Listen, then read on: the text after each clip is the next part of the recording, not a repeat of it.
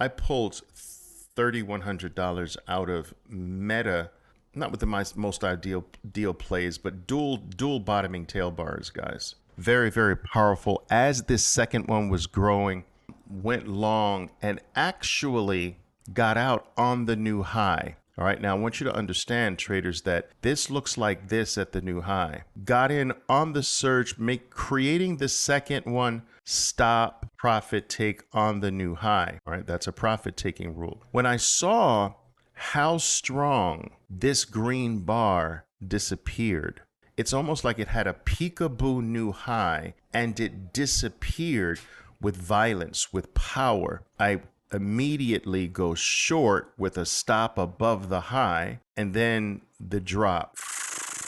And those two combined, I netted out like $3,100 in the trade. This can actually be shorted on the way up. Like if I were trading right now, I would be shorting any bounce in Meta because this actually is a clearing fat elephant bar that is originating from the 200 period moving average. You can't ask for a better scenario than that. All right. So bounces should be short-lived and there should be statistically a secondary drop to the downside. Surge off the 200, boom, profit take on the new high.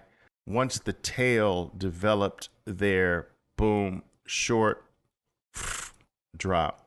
Let's see how this throughout my talk, how this develops here as well. I really want to take you to Apple today. I want to talk about the concept of dual resistance. And of course, if we talk about dual resistance, everything we say about dual resistance will apply to dual support as well. There are two trading time frames that I primarily use other than the 2-minute time frame. There are two other time frames that I use to determine whether or not we have dual resistance or dual support. So let's go over what I mean. The first thing I always want you to do is to grab the stock's fabulous 4. That is the 200, the 20, and the late day high and low. I connect that to create one item and the prior day's close. All right, so we take the top item and we take the lowest item, which is here. And that's the Fab 4. Now look at the bottom of the Fab 4. Apple gaps below the Fab 4. This is the Fab 4. So Apple gaps below.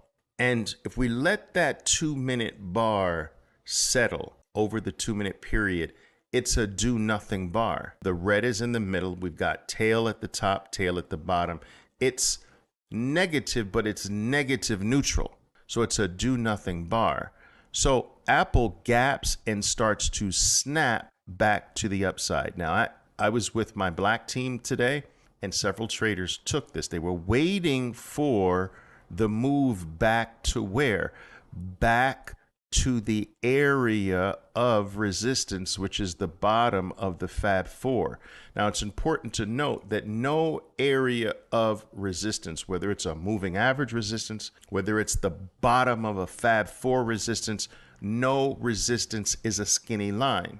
It's always an area. It's always a zone. It's not a specific skinny line. All right. So we move back toward, you don't have to touch it. We move back toward bottom Fab 4 resistance. A quick glance at the 5-minute chart also shows that there's overhead 200 period moving average resistance. So on the 2-minute, I've got resistance. The stock is coming up into resistance right up into the bottom of the Fab 4 resistance. On the 5-minute chart, the stock is coming up into the area of the overhead 200 period moving average resistance. And this is what I mean by dual resistance. When you have a resistance point on your battle time frame and a resistance point that coincides in the same area, with another time frame that you're not trading, whether that's the 5 or the 15 or something. It doesn't work so great all the time on bigger time frames. Like if you're playing the 2, resistance on the daily is not as relevant because the resistance on the daily is too far away. It's like saying, oh, there's a breeze on Pluto and you're on planet Earth. Well, it's too far away for the breeze on Pluto to be relevant to you on planet Earth. There's a storm on Pluto. Doesn't matter to you if planet Earth. But maybe if there's a storm on Mars, maybe that can have a little bit of an effect on planet Earth. So you follow what I'm saying? You can't look for things that are too far away from your trading time frame. So the 5-minute, the 15-minute, those are good time frames. They're close enough to be relevant. This is what I mean by dual resistance, where you have resistance on your time frame, on your trading time frame, and a resistance point that is coinciding with that same resistance point or area on a non-trading time frame, the 5 or 15. When you have this, it creates a higher reliability trade. You got a higher reliability trade. Now, the thing that I always have to keep reminding traders of, because I see this mistake too often, is that you demand the market to be too specific. And you can't do that. It's got to be good enough. It's got to be an area. It's in the area. It's not. So you can't say, well, Apple didn't quite get up to its resistance. No, it did. It's in the area. You can't say on the 5-minute that, oh, it didn't quite get up to its resistance. No, it's in the area. That's good enough.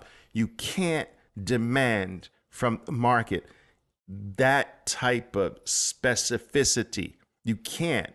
It's close enough in the area. We also see on Apple's secondary rally, we come right back to a declining 20-period moving average. And what's really neat about this, traders, what's really neat is that you always judge this based on the entry. If you were going to take a color change short here in Apple right off of the declining 20-period moving average, so once green is broken, so that's your entry more or less, you're right. That entry is right around the halfway mark. Boom, boom, boom. Do you see that? This is, in a way, combining two other things. All right, first we're combining resistance on the 2 and resistance on the 5 in the same price area.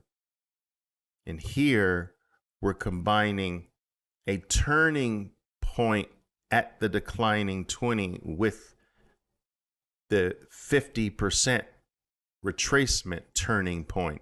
When you get these dual things that come together, it's almost like a weight of the evidence type approach, right? It's more important.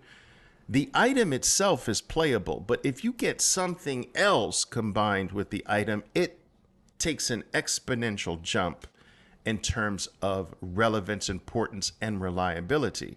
I want you to always be cognizant of these combinations, and there really aren't that many. That combination of I'm up against 200 on the 5 and bottom and price support or bottom of the Fab 4 on the 2, that's a common one. The way you might see it in support is the surge off of the 200 period moving average area. Now remember, that 200 is not skinny in real life. It's skinny on the chart, but it is not. It's actually a cushion. So always think zone, always think zone. Now, if you take that, if you quickly check the 5, you've got the same thing On the 5, I like that area too as well. On the 15. Questions here from Irie. Is a narrow Fab 4 worse than a wide Fab 4? No, narrow Fab 4s are the most powerful Fab 4s. All right, don't ever forget that. Narrow Fab 4s are the most powerful Fab 4s, and it's a simple reason for that. It's because it means that your stock has gone to sleep or has inhaled. So wide Fab 4 is this, and then you come back to this, and that narrowness tells you the stock has gone from wide to narrow, and that the next state is wide again. The question is it wide this way or is it wide that way? So here you have narrow state.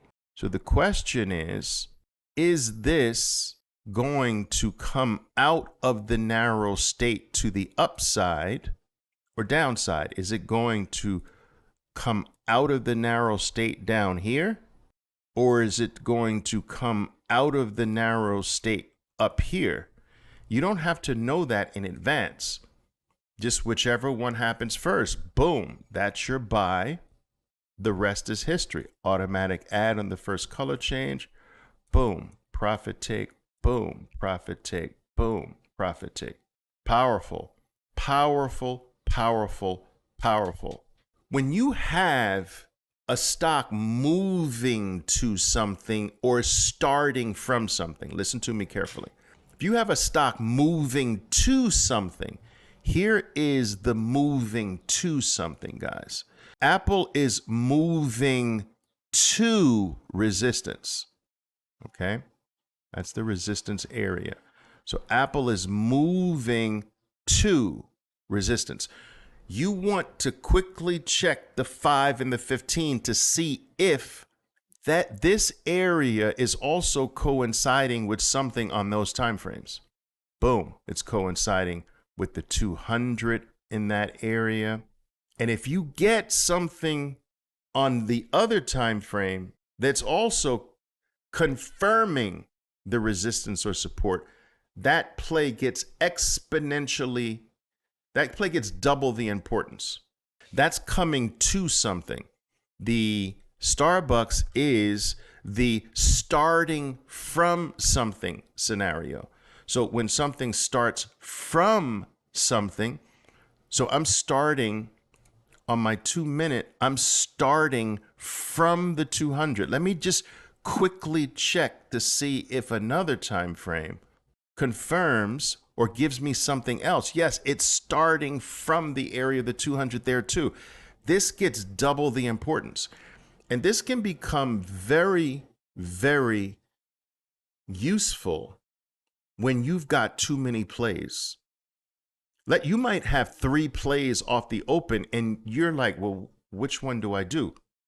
Anything that has a dual starting point or it's moving to a dual resistance or dual support area, that gets in front of the line.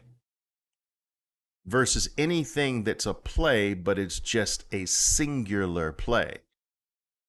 All right. So you have to, all master traders, they know how to rank their plays. If you were to give them 6 plays, they would know how to rank them in terms of importance. All right. These 2 are the most important. These 2 are the second important. And these are the last important. They would know how to rank those 6 plays. And that's what I want you to do with this dual concept. Loke is saying Uber as well also had a 15, had something dual happening with it on the 15. Let's take a quick look. All right, so here is the 2-minute time frame of Uber. We're coming to something, right? So we're coming to a declining 20-period moving average. On the 2, let's see, on the 15, yes, beautiful. That was also coming to an overhead 200-period moving average. Wow, wow, wow. So we've got dual areas of resistance. Here, this on the 2, it's coming up to the declining 20. We get a beautiful bear 180 sell setup there. Color change. Boom. There's your entry, which also happens to be right off of the resistance point on the 15. When you get these dual points, the relevance, the importance, the reliability goes through the roof, guys. Very, very beautiful. Tesla was a nice short this morning, guys. Look, there's your Fab 4 on Tesla, right? Starts right at the perfect location. Boom. First color change mandatory. Boom. Boom. The rest is history. Boom. Whale complete. Beautiful. Beautiful play this morning. What is the 5 saying? Oh, look at that dual location. Woo! So you've got the same location on the 5 as you do on the 2, right? Beautiful. Dual areas of resistance. The reliability is so much higher.